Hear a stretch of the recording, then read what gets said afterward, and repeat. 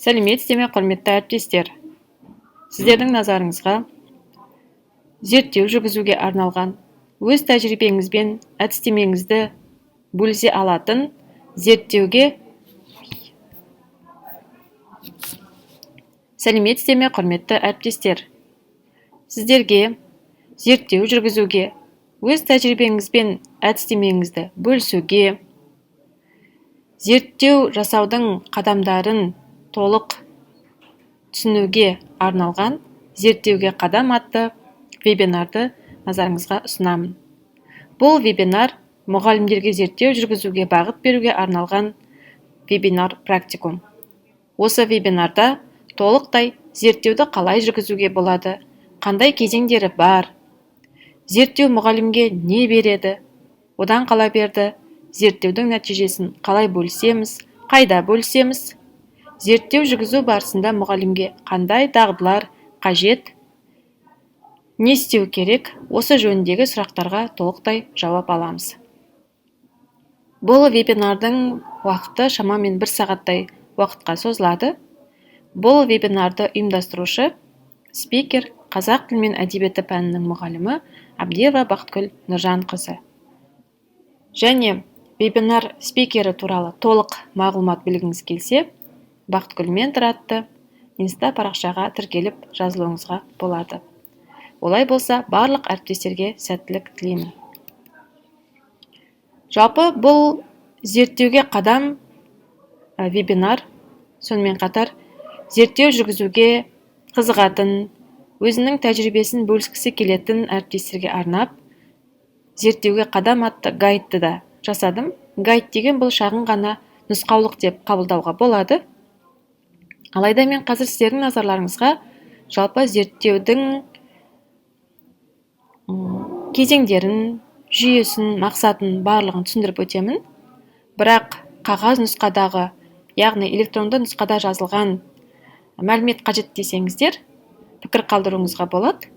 Және сізге осы шағын нұсқаулық ретіндегі гайдты да жекеңізге жібере аламын. Жалпы бұл зерттеу әрбір мұғалімге, әрбір дамимын деген ұстазға аса қажет. Өзіңіздің біліміңізді, әдістемеңізді, тәжірибеңізді саралап, басқа әріптестермен пікір алмасып, әрі қарата даму үшін, әрі қарата кәсіби жетілу үшін зерттеу жүргізген өте тиімді деп ойлаймын. Санатыңызды көтеріп, табысты, кәсіби ұстаз болғыңыз келетіні рас қой. Ал зерттеуге келгенде неге ақсаймыз? Неге тәжірибемізді зерттеу арқылы көрсетпейміз, танытпаймыз? Неге тәжірибемізді басқа орталарда бөліспейміз? Неге халықаралық деңгейде, республикалық, облыстық деңгейлерде өз тәжірибемізді ұтымды көрсетпейміз? Әрине осы сұрақтардың көпшілігі зерттеу арқылы жүзеге асатыны анық. Теория оқып емес, іс жүзінде тәжірибе жасап бөлісетін сәт келді деп ойлаймын. Алдымен оқу мен оқытудағы мәселелерді анықтап, талқылап, анализ жасап, содан кейін барып қана кіріскен кезде сіздің зерттеуіңіз күмәнді емес, толықтай сенімді түрде бөлісе алатын, өзге әріптестердің мәселесін шеше алатын, өзге әріптестерге идея ұсына алатындай жұмыс болары анық. Зерттеу жүргізбес бұрын сыншы дос, әріптесіңізбен ақылдасуға болады, идея тастауға болады, сонымен қатар пікірлесіп, зерттеу тақырыбын шығарсаңыздар да болады. Жасаған зерттеуден нәтиже көріп, оны зерттеу мақаласы, баяндама етіп ұсынып, басқа ортада тәжірибеңізбен бөліссеңіз, бұл әрине қуантарлық жағдай. Ал зерттеуге кірісер кезде міндетті түрде жоспар болғаны дұрыс. Зерттеуге қадам жасарда жоспарлы түрде іс-әрекет жасасаңыз, зерттеуіңіз өзінің оң нәтижесін береді. Ең алдымен әрине тәжірибеңізде кездесетін мәселені анықтау осыдан барып басталады. Осы тәжірибені анықтағаннан кейін шешу жолын табуға әбден болады. Тек ізденіс, жүйе және сол зерттеудің жолын білу керек.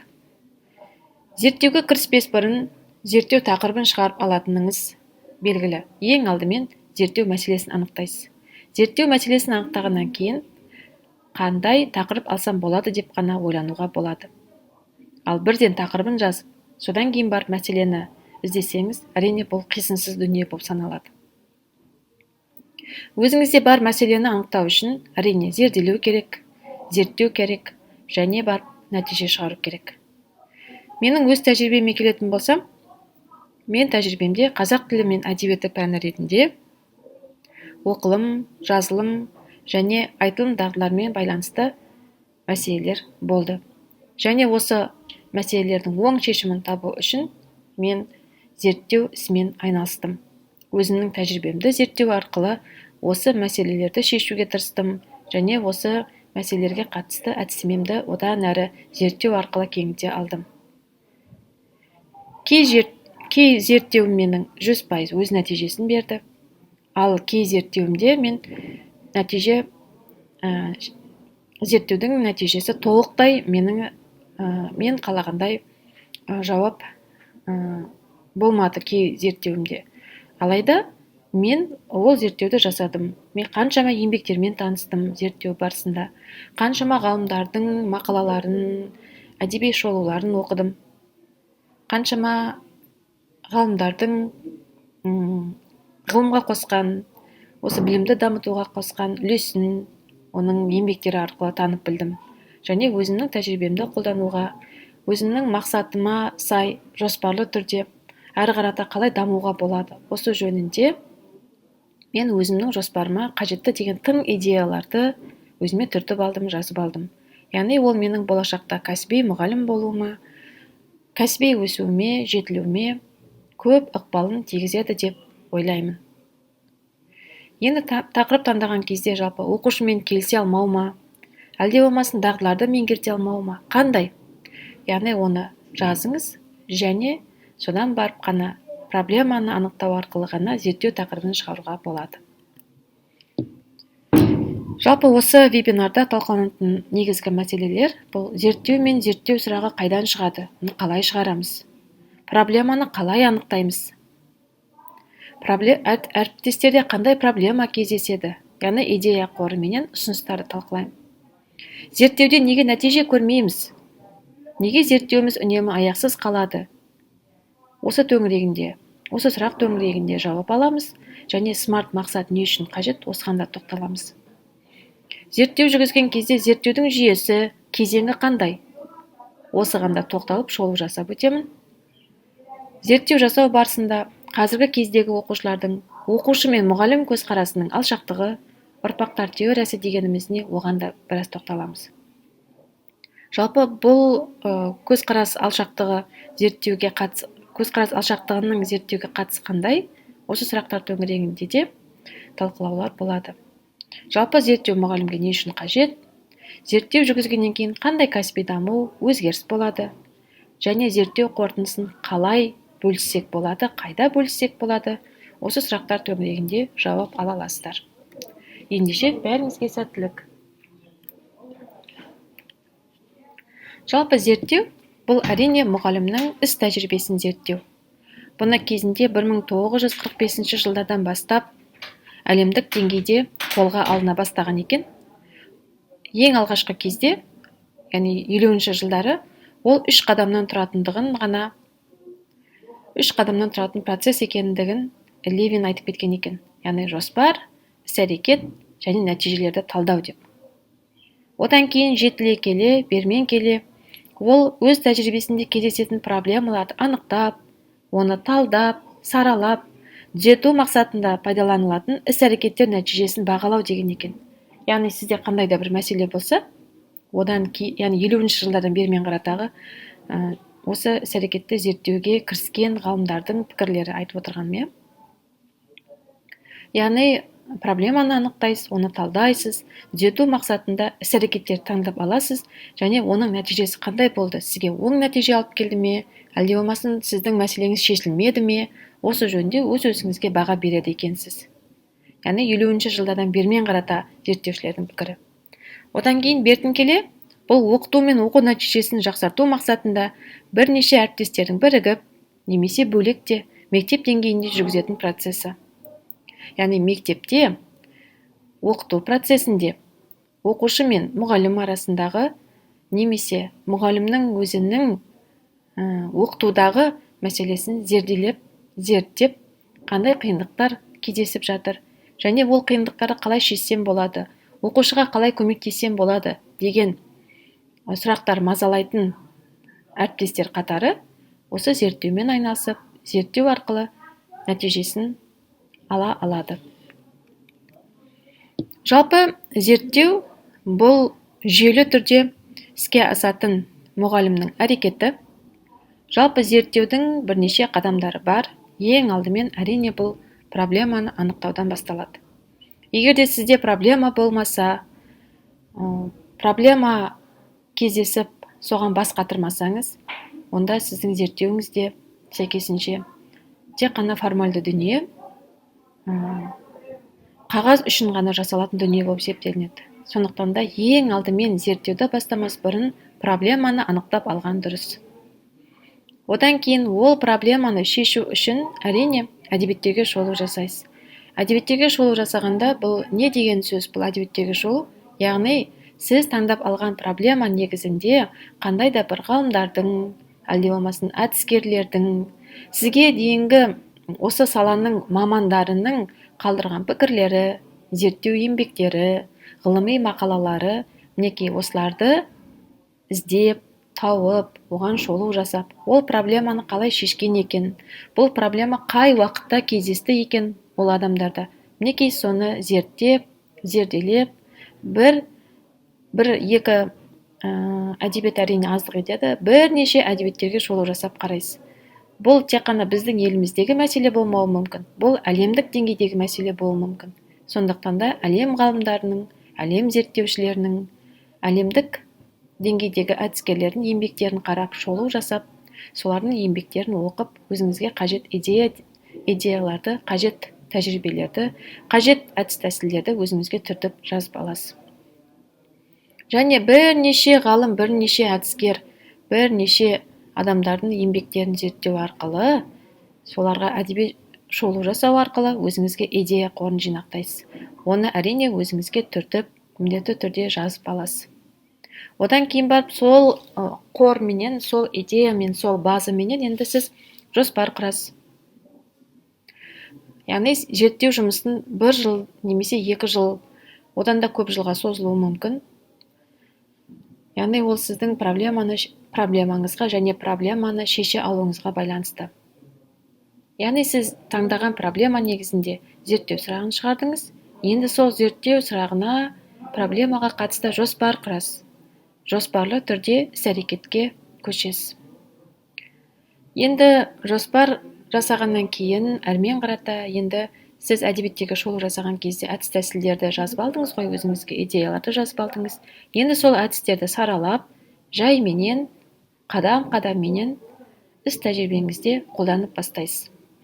Іс-тәжірибеңізде қолдану барысындағы сіздегі проблеманы қандай ғалымның еңбегі, қандай ғалымның әдіс-тәсілдері, қандай зерттеушінің айтқан пікірлері сізге оң шешімін алып келді, яғни сіздің проблемаңыздың шешілуіне оң әсерін тигізді, осы сұрақтар төңірегінде талдап, айтып, сәйкесінше өзіңізге түртіп жазып отырасыз. Яғни өзіңізге рефлексия жасап отырасыз.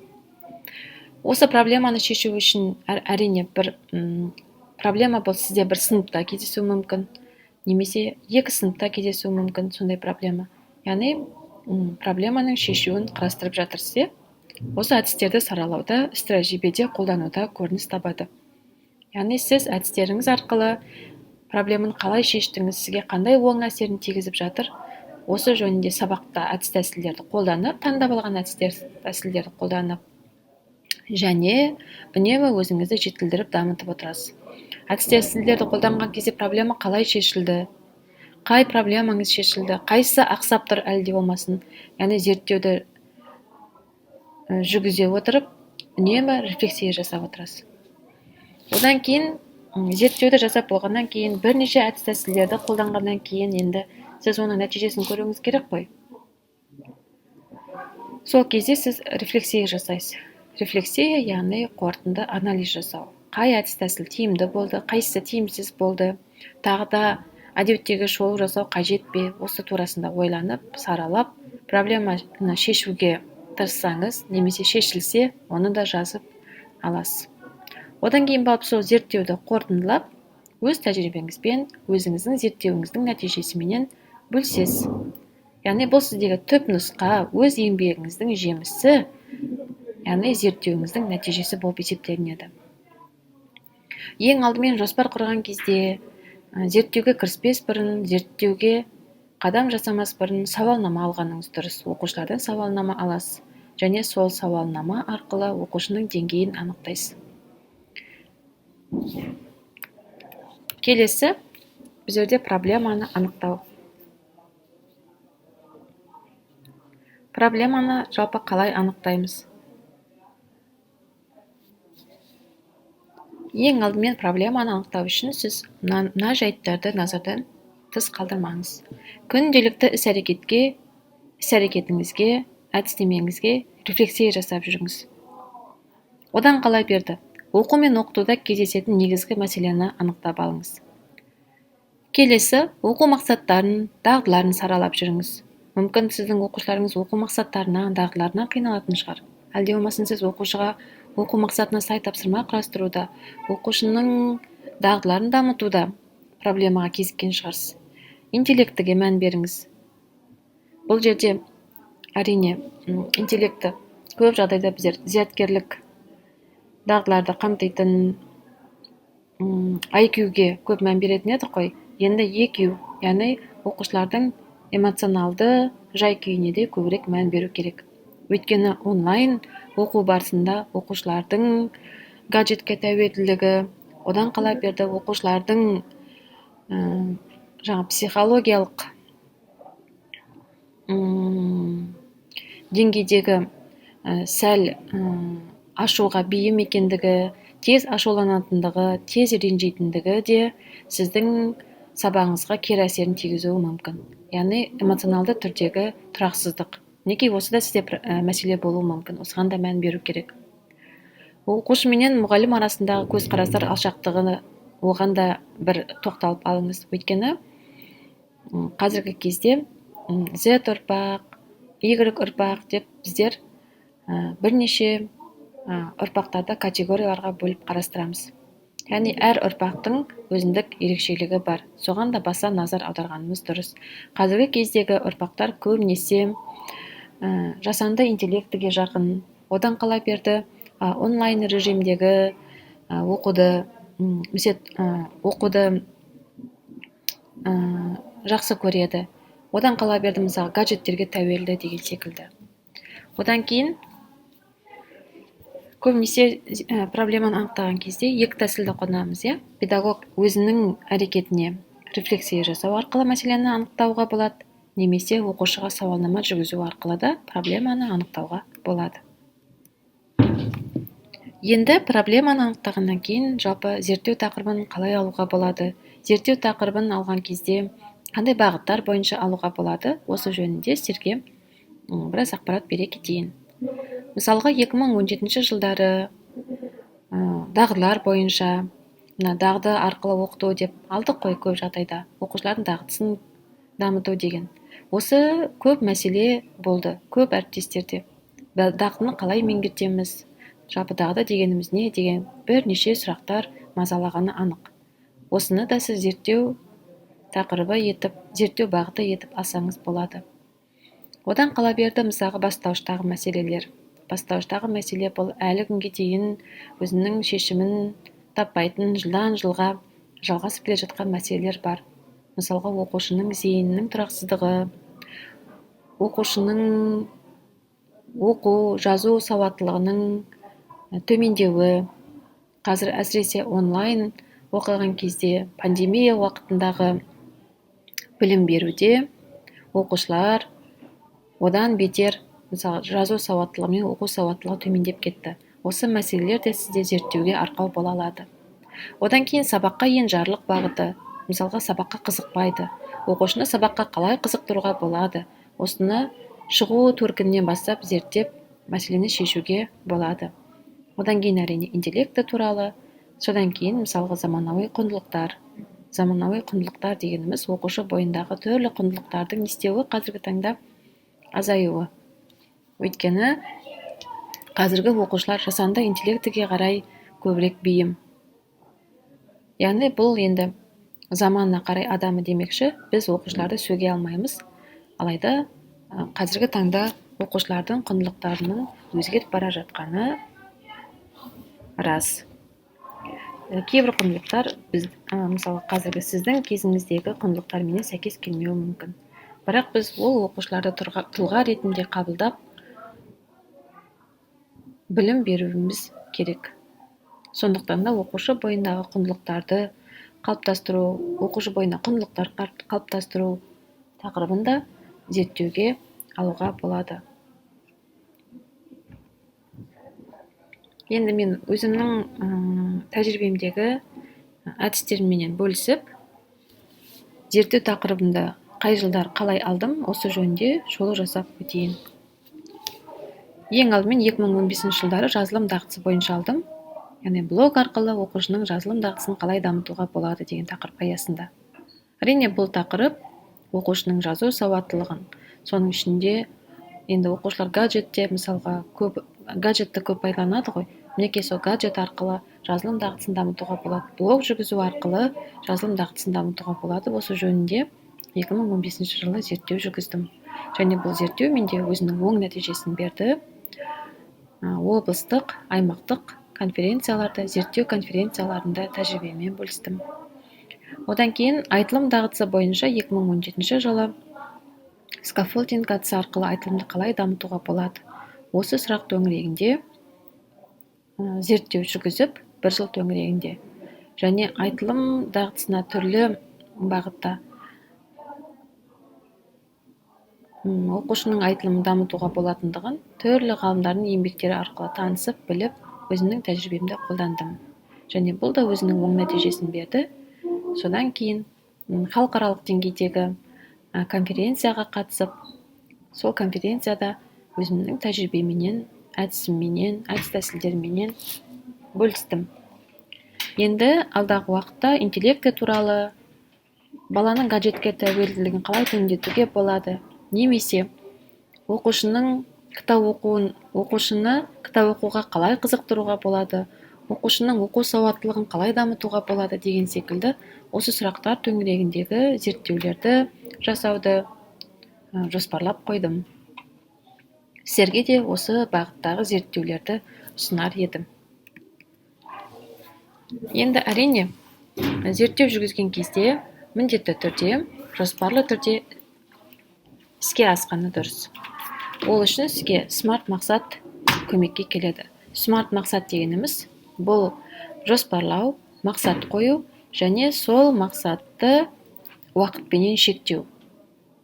Әр жоспарыңызға уақыт қойып отырасыз. Мысалы, қашан аяқтаймын, нәтижесін қалай көремін деген секілді. Қазір оған да тоқталамыз. Мінекей, сіздің зерттеуіңіз қыркүйек пен мамыр аралығында жүзеге асады деп мен айларды жазып қойдым. Ең алдымен зерттеуді бастамас бұрын зерттеу сұрағын шығарасыз және жоспар құрасыз. Бұл жерде бұл сұрақ менің зерттеуім аясындағы сауалнаманың сұрақтары.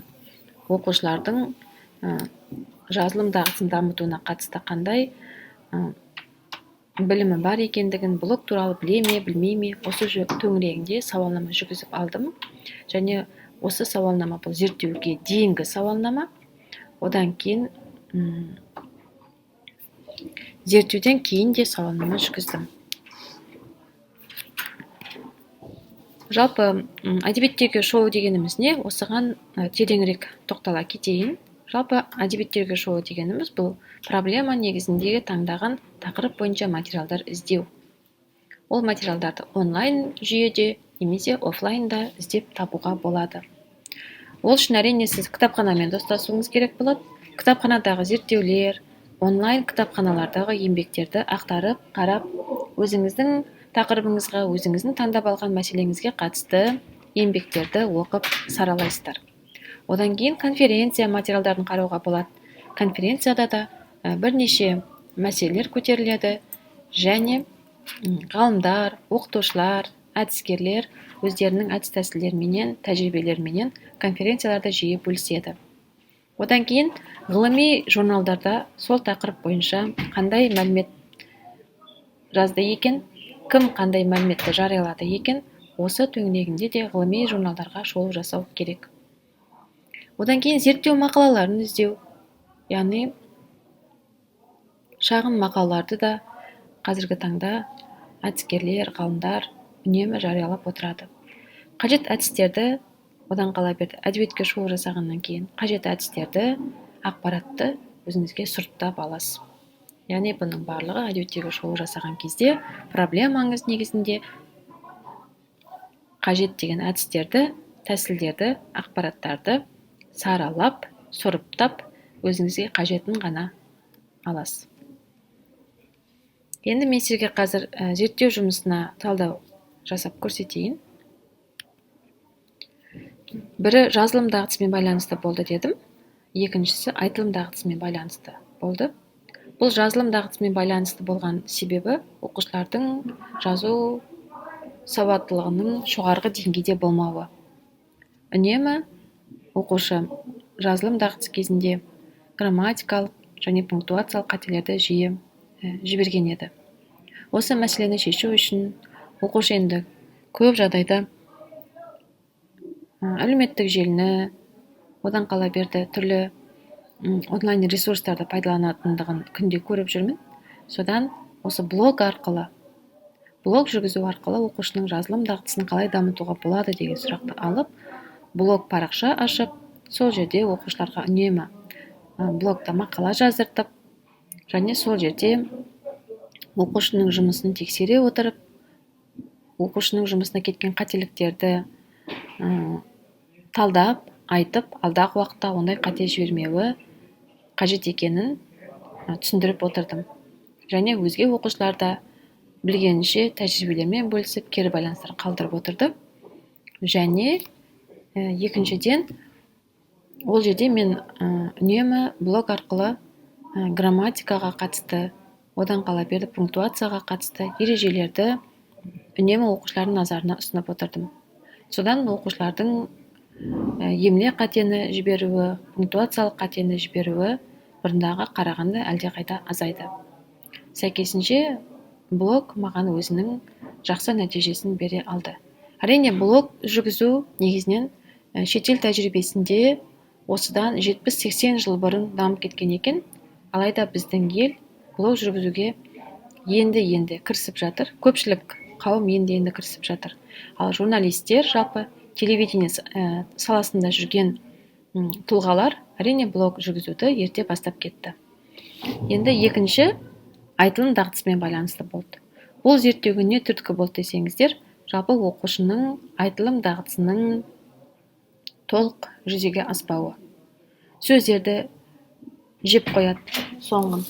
Одан қала берді, сөздерді айтқан кезде толықтай айтпайды. Одан қала берді, жоба немесе қандай да бір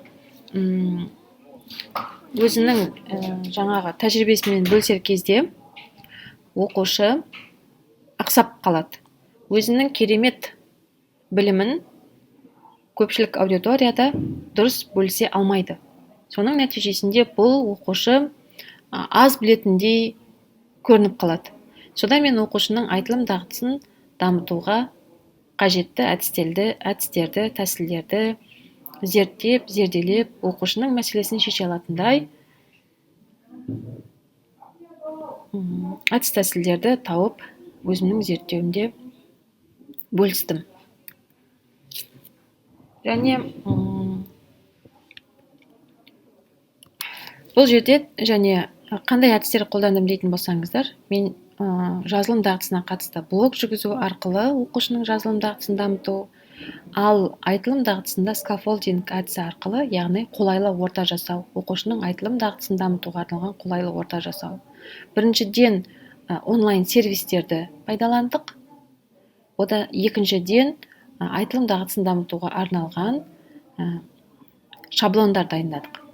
Ойын жүйелі, дұрыс жеткізуге арналған шаблондарды дайындап оқушыға бердім, және оқушы өзінің ойын мүдірмей жеткізе алатындай деңгейге жетті. Яғни бұл жерде айтылым дағдысына да көп көңіл бөлу керек екендігін байқауға болады.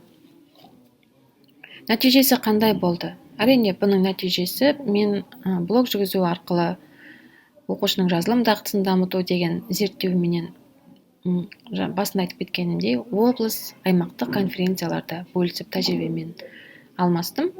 Екінші зерттеудің нәтижесінде мен халықаралық конференцияда баяндама оқып тәжірибеменен бөлістім.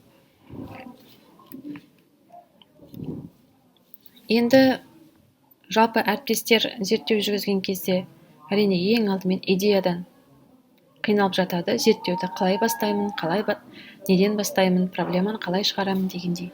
Сіздерге идея қоры ретінде бірнеше бағыттарды айтып кетейін. Жалпы ұрпақтар теориясы. Осыны бір мәселе ретінде қарап, өзіңізге түртіп алсаңыздар екен деймін. Одан кейін IQ интеллекті, IQ интеллектісі, содан кейін EQ интеллектісі, осы бағыттар төңірегінде де зерттеу жасауға болады. Әсіресе мысалы қазіргі кездегі балалардың психологиялық тұрақсыздығы, өте психологиялық әлсіздігі, өйткені оқушылар сөз көтере алмайды, оқушылар сәйкесінше жаңағы түрлі суицидтерге барып жатады. Яғни мұғалім дауыс көтерсе, мұғалім қаттырақ сөйлесе, оқушы оны көтере алмайды. Немесе оқушы менен ата-ана арасында да мәселе болуы мүмкін. Неге осы мәселелерді қалай шешуге болады? Не істеу керек?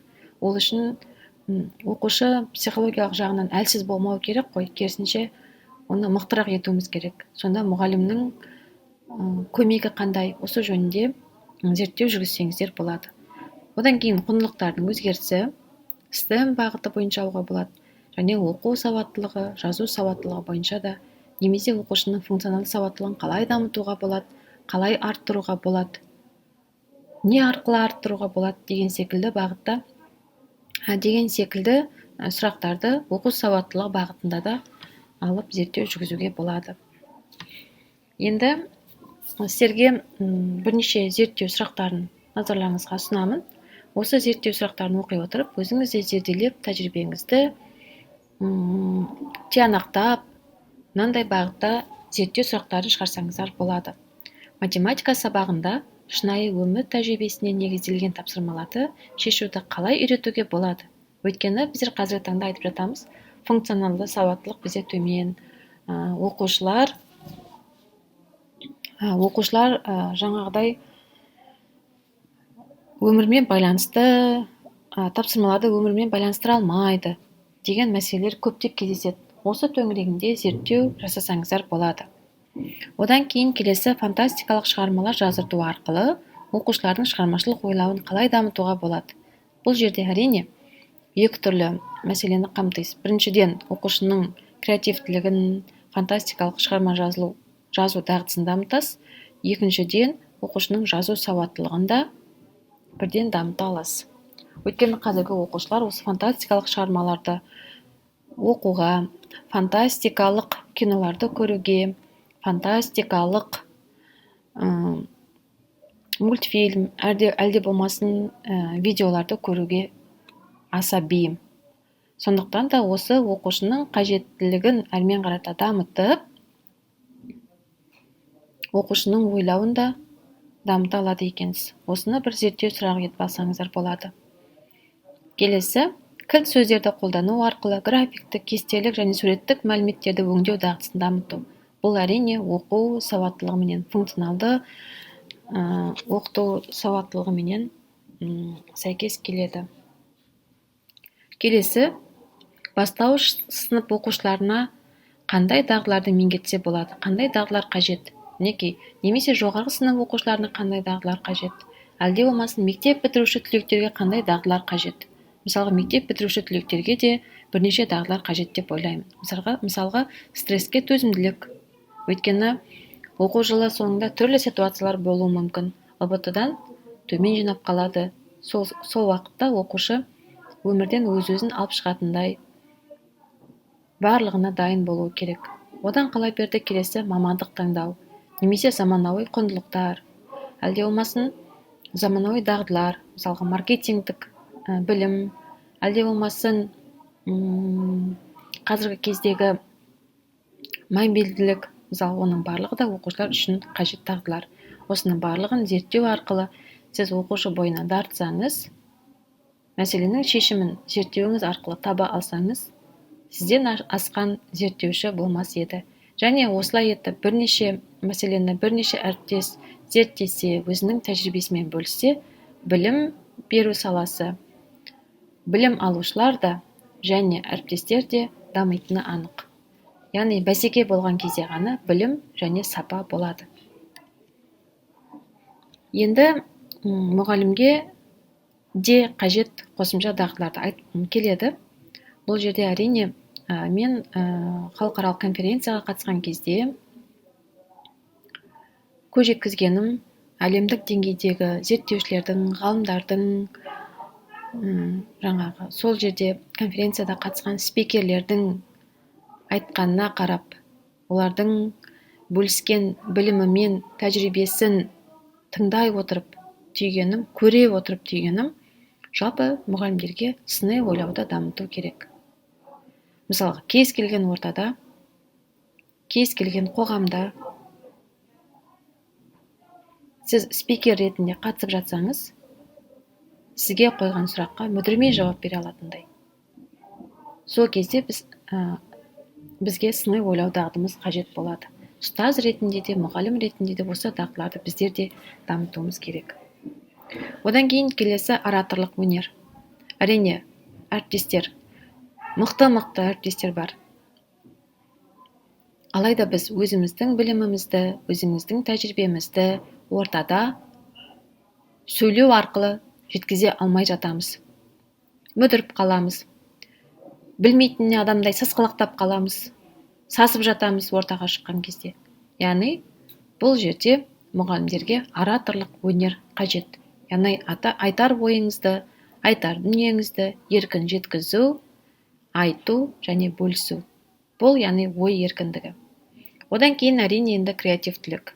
Креативтілік те осы халықаралық конференцияға қатысқан кезде мұғалімдер үшін аса қажет дүние деп ой түйдім. Өйткені қарапайым күнделікті сабақта қолданылатын презентацияңыз, әлде болмасын кез келген ортада тәжірибе алмасқан кезде, мұғалімдерменен пікірлескен кезде, немесе қала, облыс, мектеп деңгейінде тәжірибеңізді бөліскен кезде бізге презентация көмекке келеді. Неке осы өз презентацияңызда креативті етіп, бірден тарта алатындай, аудиторияны қызықтыра алатындай болса, креативті болса, жан-жақты болсақ, біздер онда көп жағдайда ұтылмаймыз, керісінше ұтамыз. Сондықтан да мұғалімге қажет дағдылардың бірі де бұл креативтілік. Креативтілік тек қана презентациядан көрініс таппайды. Бұл кез келген уақытта мұғалім креативті болу керек. Өзінің жеке брендін де дамытуы керек. Жеке бренд деген ұғым мұғалімге неге қажет десеңіз, өйткені қазіргі кезде мұғалім бұл әркім тұлға. Алайда біз тұлғалық қасиетімізді, тұлғалық қырымызды аудиторияға, айналамызға көрсете бермейміз. Ал бәсекеге қабілетті болу үшін жеке брендтің маңызы өте зор. Сөйлеуіңіз арқылы, өзіңіздің креативті идеяларыңыз арқылы, өзіңіздің әдіс тәсілдеріңіз арқылы, өзіңіздің біліміңіз арқылы басқалардан ерекшелене алсаңыз, бұл сіздің жеке брендіңіздің дамығаны. Жеке бренд неғұрлым дамыған болса, сіз қоғамда өзіңізді толықтай мойындатуға, тезірек мойындатуға, тезірек танымал болуға, өз ортаңызда танымал болуға, тіпті республика халықаралық деңгейде шығып, ұтымды ойлар айтып, тәжірибеңізбен бөлісуге бірден бір көмекке келетін сіздің асыл қазынаңыз деуге болады. Сондықтан да мұғалімдер креативтілік дағдысын қалыптастырып, дамытып, жеке брендін де ұмытпаған. Мінекей әріптестер, көз алдарыңызда іс-әрекеттегі зерттеу жұмысына жоспарды көріп отырсыздар. Іс-әрекетті зерттеуді жасамас бұрын сәуір-мамыр айларында мәселені анықтаудан бастаңыздар. Сіздерде бір жыл бойына қандай мәселе болды, қай сыныпта болды, ол мәселені шешуге тырыстыңыз ба? Осы төңірегінде ойланып, толғанып, мәселені анықтап, одан барып зерттеу сұрағын шығарасыз. Яғни мәселе болған сынып және зерттеу тақырыбы осы сәуір-мамыр айларында сіз зерттеу тақырыбын анықтауыңыз керек. Бір жыл бұрын жүзеге асырсаңыз, ерте қамдансаңыз, сіз өзіңіздің қатарыңыздың алды боласыз. Яғни бұл жерде сәуір-мамыр айларында мәселені анықтау, сыныбын анықтау және зерттеу тақырыбын шығару. Бұл сәуір-мамыр айларында жоспарланған дұрыс. Одан кейін бізде 3-4 ай демалыс уақыты келеді.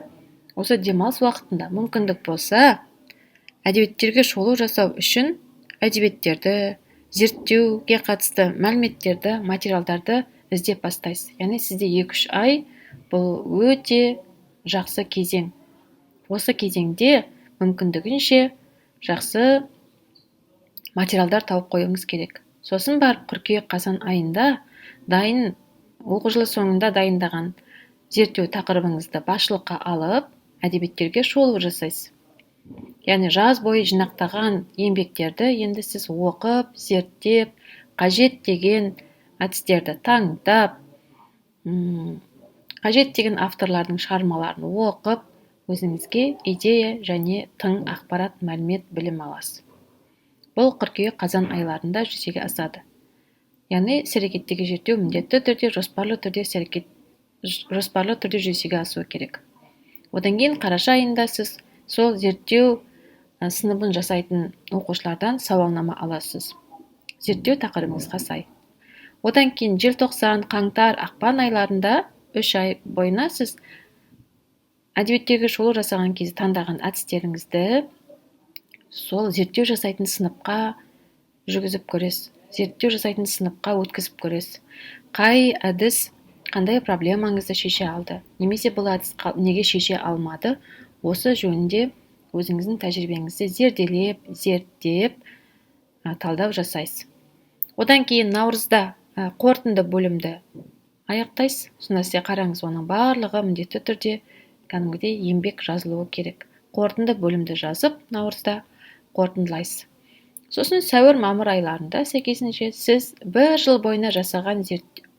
оқу жылы бойына жасаған зерттеу еңбегіңізді бөлсез, тәжірибеңізбен алмасасыз, әдісіңізді айтып, өзге әріптестермен.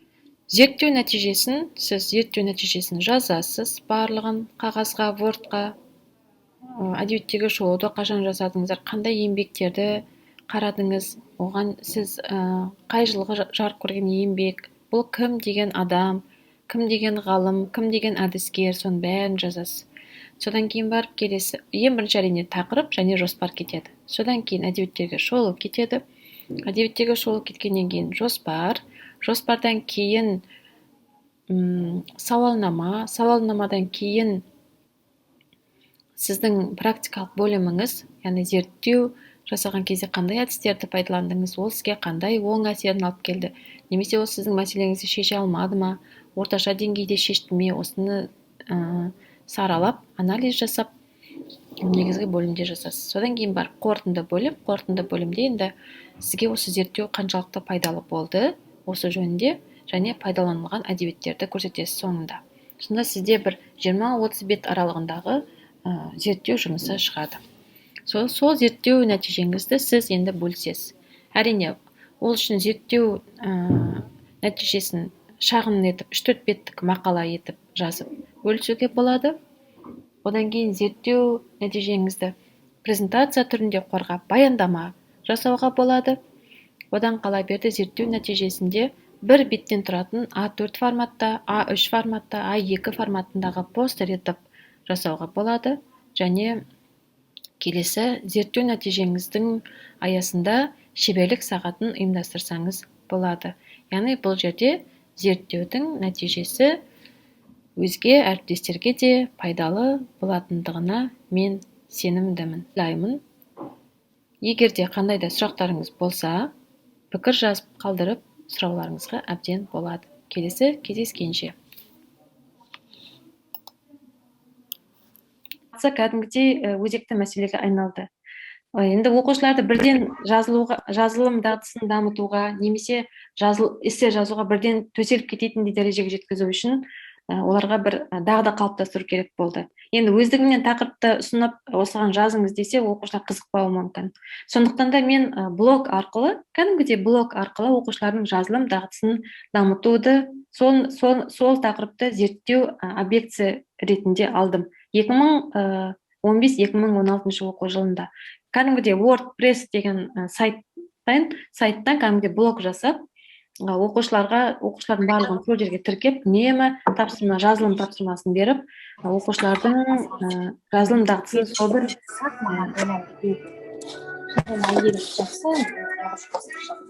сіздің дауыстарыңыз естіліп тұр, ана жақта әуен ойнап жатыр. Ұстаздар кедергі жасамасаңыздар жақсы болушы еді. Яғни менде проблема осы оқушылардың жазылым дағдысын дамыту еді. Одан кейін мен зерттеу сұрағын шығардым, яғни WordPress блогы арқылы оқушылардың жазылым дағдысын қалай дамытуыма болады деген зерттеу сұрағын шығардым. Одан кейін барып мен зерттеудің түрін анықтадым. Мен сандық зерттеу маған сәйкес келе ме, әлде болмасын сапалық зерттеу маған сәйкес келеді ме деп. Содан мен екеуінде, сандықты да сапалықты да 50-50% шамамен екеуінде қолданып отырдым. Одан кейін енді мен осы блог жазғанда қаншалықты тиімді болады, сол жөнінде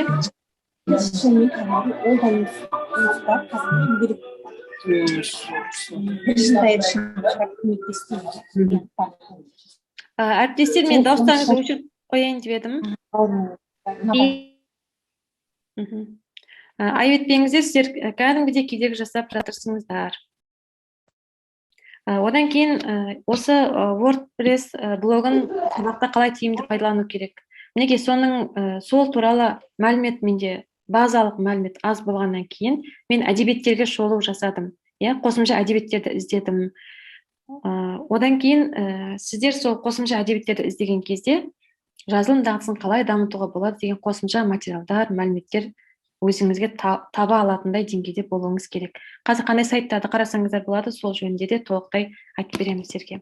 Одан кейін барып, осы сайттарды іздеу барысында өзіңізге қажет деген әдістерді, тәсілдерді тиімді іріктеп аласыздар да өзіңіздің тәжірибеңізге қолданып көресіздер. Бұл жалпы зерттеу деген, әріптестер, бұл тек қана 1 айдың, 2 айдың көлеміндегі іс-әрекет емес, бұл кәдімгідей үрдіс, яғни процесс. Бұл 1 жылға, 2 жылға, 3 жылға, 5 жылға созылуы мүмкін. Бірақ сіздер қандай да бір зерттеу тақырыбын алған кезде нәтижесін 1 жылдың ішінде көргендеріңіз дұрыс. Мен деген бүйтіп 100% нәтиже ала алмадым деп өзіңізді қинауға тағы болмайды. Егер де сіз зерттеуге деген дағдыңыз қалыптасып, зерттеудің қадамдарын біліп, оқушыны зерттеуге дайындап, немесе өзіңіз де зерттеуге дағдылансаңыз, соның өзі сізге үлкен нәтиже, соның өзі сізге үлкен жетістік, соның өзі сіздің кәсіби дамуыңызға деген бір оң нәтиже десек болады. Сондықтан да мен 1 жылдың ішінде нәтиже көрмедім, нәтижеге жетпедім деп қапаланудың аса қажеті жоқ. Одан кейін барып, сіздер осы қосымша әдебиеттерден тапқан әдістердің тиімді, тиімсіз екендігін саралай отырып, қорытынды есеп жасасыңыз. Яғни қазір жалпы зерттеу барысы бұл қай кезеңдерде қалай жүреді, мен осы жерде тоқталып өтейін. Оқу жылының басында сіздер зерттеу тақырыбын аласыңыздар. Яғни проблема сізде, мысалы, қазір 2020-2021 жылы сізде проблема болды. Мысал алатын болсақ, оқушылардың орыс топта, орыс тілді, қазақ тілі екінші тілі ретінде оқытылатын сыныптарда ың дыбысын дұрыс қолданып жаза алмау проблема дейік. 1 жылдың ішінде сондай проблема болды сіздің. Мен өз пәніме қатысты жалпы мысал ретінде айтып жатырмын. Сізде басқа проблемалар болуы мүмкін. Яғни менде осы проблема туындады делік. Мен осы проблеманы шешу үшін осы 2-3 айлықта мен ізденуім керек қосымша. Яғни мен осы проблема негізінде зерттеу сұрағын шығарамын. Зерттеу сұрағын мен былай алсам болады. Оқушыларға мысалға 8-ші сынып, 7-ші сынып деп жас ерекшелігін міндетті де ескерулеріңіз керек. Мен сізге қосымша Word нұсқада тапсырма жібердім. Сол тапсырманың ішінде жас ерекшелігін ескеру керек деген ұсыныс жазылды. Соны барлығын мұқият оқып танысып шығарсыңыздар. Зерттеу проблеманы анықтап зерттеу сұрағын шығарған кезде әріптестер, мен мынандай зерттеу сұрағын шығардым. Менде проблема ың дыбысын дұрыс жаза алмайды. Мен енді осыны шешу үшін мынандай зерттеу сұрағын алдым. Оқушы қазақ тілі екінші тіл ретінде оқытылатын сыныптарда ың дыбысын қалай жүйелі жазуға үйретуме болады? Менде зерттеу сұрағы шықты. Мен енді осыны 1 жыл бойына осының шешу жолын қарастыруым керек. Ол үшін мен зерттеудің түрін анықтап аламын. Сапалық зерттеу жүргіземін бе, әлде болмаса сандық зерттеу жүргіземін бе? Таңдап алғаннан кейін мен әдебиеттерге шолу жасаймын. Әдебиеттерге шолу деген мысалға әрине ың дыбысына қатысты қазақ тілінде, қазақ тілі грамматикасында нақты бір әдістер, тәсілдер нақты болмауы мүмкін, бірақ мен оны кіріктіріп аламын. Мен мысалға өзге тілдер басқа, мысалға ағылшын дейік, немесе басқа да Қытай тілі қазір енді көпшілігі біледі ғой. Мысалға осылар өздерінің әдіс методикасында қандай әдіс тәсілдер қолданады және өзге тілге қалай оқыта алады. Мінекей сол туралы мәліметтер қарай отырып, іздене отырып, мен де өзіме қажет деген тұстарын сараптап, одан кейін оны бейімдеп, өзімнің мысалы 8-ші сыныпта проблема болса, мен 8-ші сынып оқушыларына бейімдеп қолдануды бастаймын. Яғни мен оны қай кезде бастаймын? Мен оны қыркүйек айында мен осы проблемаларды анықтап, зерттеу сұрағын шығарып, нақтылап, жоспарын құрып, қай уақытта не істеуім керектігін жоспарын құрып алғаннан кейін, әдебиеттегі шолу жасап болғаннан кейін, мен қазан айынан бастап осы таңдап алған әдістерді қолданып, жыл бойына қолдануды өзіме жоспарлап қоямын. Енді осы таңдап алған әдістердің қайсысы тиімді болды, қайсысы тиімсіз болды, 1 жыл бойына мен жаймен сол сыныпқа қолданып келемін. Сіз жаймен айына 2 рет өзіңіз таңдап алған сыныпқа айына 2 рет осы жаңағы әдістеріңізді қолданып, бейімдеп, оң нәтиже жеткені қай жер, қандай жерінен ақсап тұр, қай жерін жетілдіру керек, өзіңізге анализ жасап, рефлексия жасап, апта сайын немесе 2 аптада 1 рет есеп жазып отыратын болсаңыз, сізде кәдімгідей зерттеу жұмысы шығады. Яғни сіз қараңыз, қазан, қараша, желтоқсан, қаңтар, ақпан, наурыз, сәуір айына дейін бақандай 7 айда сіз кәдімгідей былай қарағанда зерттеу деген үлкен проблема сияқты, қолыңыздан келмейтін сияқты, бірақ сіз жоспарлы түрде іс-әрекетке көшсеңіз, жаңағы зерттеу жазу циклын пайдаланатын болсаңыз, сізде кәдімгідей зерттеуге деген сізде қор жинақталады. Мінекей сіз сол қордың бәрін жүйелей отырып, оқу жылы басындағы оқушының А нүктесін анықтап, және сәуір айындағы оқушының Б нүктесі қандай нәтижеге жетті, соны саралап, әдістердің оң солын барлығын ажыратып, жазып талдау жасайсыздар. Сәуір айынан бастап, сәуір, наурыз 2 айда сіз сол қорытынды жасап, есепті жасап шығарғаннан кейін сізде қолыңызда картина пайда болады. Яғни оқушылардың ың дыбысын мен қалай жетілдірдім, қай тұсы маған оң шешімін алып келді деген қорытынды болады. Сіз қорытынды есепті мамыр айында мақала ретінде ұсынуыңызға болады.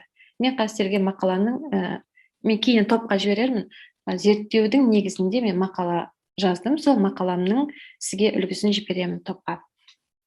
Құрметті әріптестер, сіздерге пайдалы болып жатыр ма? Жалпы түсініп жатырсыңыздар ма?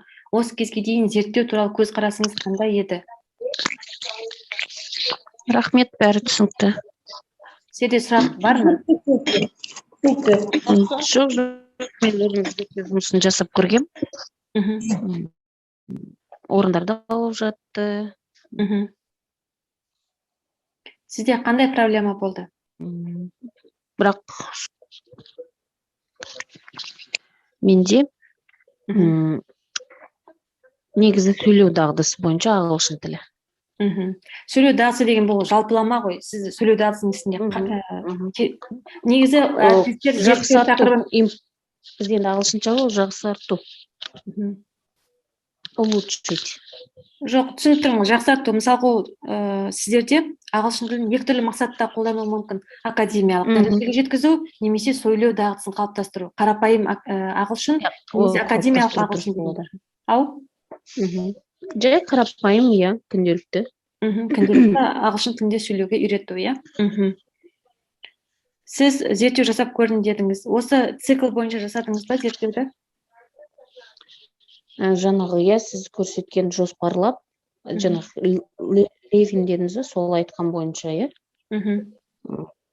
Тура сондай шаг қадамдармен жасап көрдік. Сізде нәтиже болды ма? Нәтиже сол кішкене түсінбеушіліктер болғандықтан сізге жазылып отырмын. Жақсы, сіздерде деген қараңызшы, сізде нәтиже болмағанның себебі сіз зерттеу сұрағын алғанның өзінде де ауқымды етіп алғансыз. Оқушының айтылым дағдысын қалай дамытамын. Көріп тұрсыз ба, сізде ауқымды ол. Былай қарағанда, су дейміз, сіз мұхиттың ортасында тұрсыз қазір. Сіз ол мұхиттағы суды шелектеп алсаңыз, оны тауып алмайсыз ғой. Сол сияқты сіз кішкентай көлшіктерді алуыңыз керек. Кішкентай етіп аласыз проблеманы. Соны зерттеген кезде сізде нәтиже болады. Содан сізде қызығушылық болады.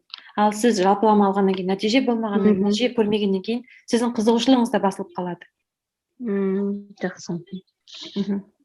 Әрмен қатар жүре берейік, қазір тағы да тоқталатын тұстарымыз бар.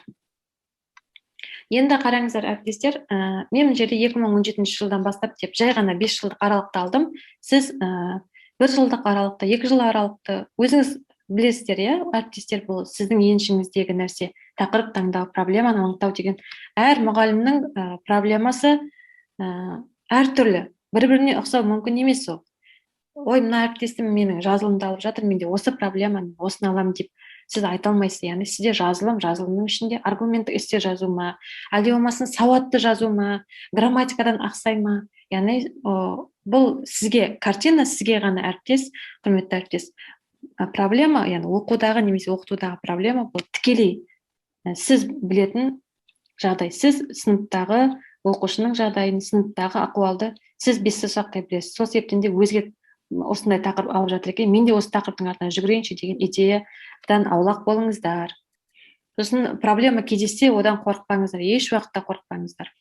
Енді тақырыпты қалай алуға болады? Осы жөнінде бірер тоқталып өтсек, жалпы сыныптағы мәселелер болуы мүмкін. Яғни сіздің зерттеу тақырыбыңыздың негізі.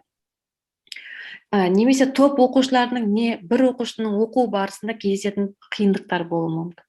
Одан кейін сабақ беру процесінде кездесетін қиындықтар болуы мүмкін. Немесе қандай да бір сыныптағы мәселелер, сыныптағы пайда болған жағдай, бұл екеуі де енді бір-біріне ұқсас. Одан кейін белгілі бір тақырып аясында қалай оқытуды жақсартуға болады. Яғни оқушыға түсінікті болу үшін мұғалімнің сабақ оқыту процесі тиімдірек болу үшін, мұғалімнің үйреткені оқушыға ұғынықты болу үшін сіз нені жақсартқыңыз келеді? Ол тек қана біткен проблема болмауы мүмкін, ол менің проблемам кәдімгі 0 деңгейіндегі проблема деп те сіз ойламаңыз, зерттеу тек қана сондай проблемадан туындайды екен деп.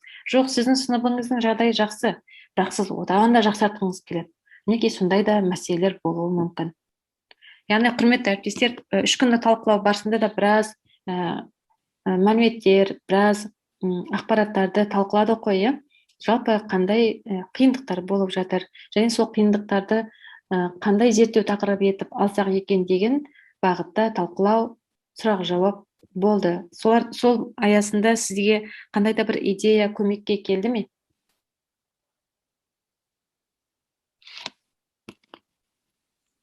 Әріптестер. Сәлеметсіздер ме? Маған мен жас маман ретінде көп ақпараттар алдым. Мысалы, тұлғалардың өмірін айту туралы айттыңыз ғой. Тұлғаларды өмірін көрсете отырып, соларды айта отырып, олардың оқыған кітаптарын немесе олардың жетістікке жеткен білім арқылы жетістікке жеткен көрсете отырып, баланың құштарлығын ояту. Сол нәрселер қатты ұнады маған. Жалпы өзім негізі сондай қызықты ақпараттармен қызықтырғым келеді. Сол зерттеу жұмысын өзім бір алдында бір нелерден сайттардан көрдім де Мгм. не деген авторлық бағдарлама деген бұл не нәрсе деп жай ғана өзім қызығушылығым артты. Мгм. Соны зерттеу жұмысын бастап көрсем ба биыл бұйырса деп. Мен өзім биыл бірінші рет кіргеннен кейін тек онлайнға түстім де мектепке. Мгм. Оқушыларды оншалықты онлайннан зерттей алмаймыз ғой бәрібір де. Иә. Ар жағында отыруға болар деген Мгм. записьті немесе дайын жауапты жіберіп отырады. Олар өзінің ойынан емес, өзінің ойынан ба, оны нақты білмейміз. Бірақ сіз қазір осы сәтті пайдаланып, өзіңізге зерттеуге қажет багажды жинап қоюыңызға болады, яғни қорды жинап алуыңызға болады.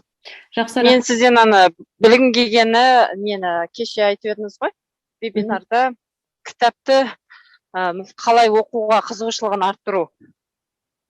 Сол туралы айтып кетемін деген сияқты айтып едіңіз, соны.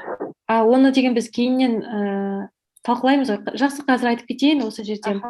Құрметті әріптестер, біздер қазір осы кезге дейін жалпы кітапты оқыдық, иә. Біздің ата-анамыз да оқып келді, ата-әжеміз де оқыды кітапты. Бірақ біз кітапты оқыдық, мазмұнын айту дағдысы қалыптасты бізде. Оны сыни талдау жасау, кейіпкерге анализ жасау, ішіндегі оқиғаларға анализ жасау, сыни талдау жасау деген дағды бізде қалыптаспады, шыны керек, оны бәріміз де мойындауымыз керек. Яғни осы жақындан бері ғалымның еңбектерін оқи отырып, жалпы сыни талдаудың өзі бірнеше қадамдардан тұратындығын білдім. Және ол балаға да, оқушыға да, ересекке де аса қажет. Және біздерде, мен ол талдау туралы мен кейіннен сізге топқа жіберемін міндетті түрде. Одан кейін біздерде айтамыз, иә, қазіргі кезде бала кітап оқымайды деп. Біз оларға жағдай жасамаймыз. Өйткені мен осыдан 3 ай бұрын бір Америкада оқып келген жас ананың курсына қатыстым, кітап оқуға байланысты. Сонда айтады, біздер баламенен ата-ана екеуі екі бөлек әлемде жүреді дейді. Біздер балаға кітап оқымайды деп оларды сөгеміз. Шынымен де солай. Біз өзіміз кітап оқып оларға үлгі көрсетуіміз керек. Екіншіден, біз балаға жағдай жасауымыз керек. Жағдайды қалай жасаймыз? Яғни балаға кітап оқитын бұрыш арнаймыз. Ол бұрышта біздер түрлі әдістер, мен қазір оқып қызығып кеттім, содан кейін ізденіп, қазір толықтырып жатырмын. Кейіпкерге хат, өзінің ұнайтын кейіпкеріне хат жазып, күнде сол жерге жазып қоюға болады. Немесе балаға кейіпкерге хат тәсілін қолданып, сүйікті кейіпкеріне хат жаздыртуға болады. Және оның бірнеше әдістерді мен қазір іздеп жатырмын, іздеу барысында. Сосын міндетті түрде storytelling деген әдіс бар. Қазіргі кезде бұл жазуды да қолданады оны. Сол storytelling әдісінде үнемі қолданып айтып отырсаңыздар, сол себептен де біздер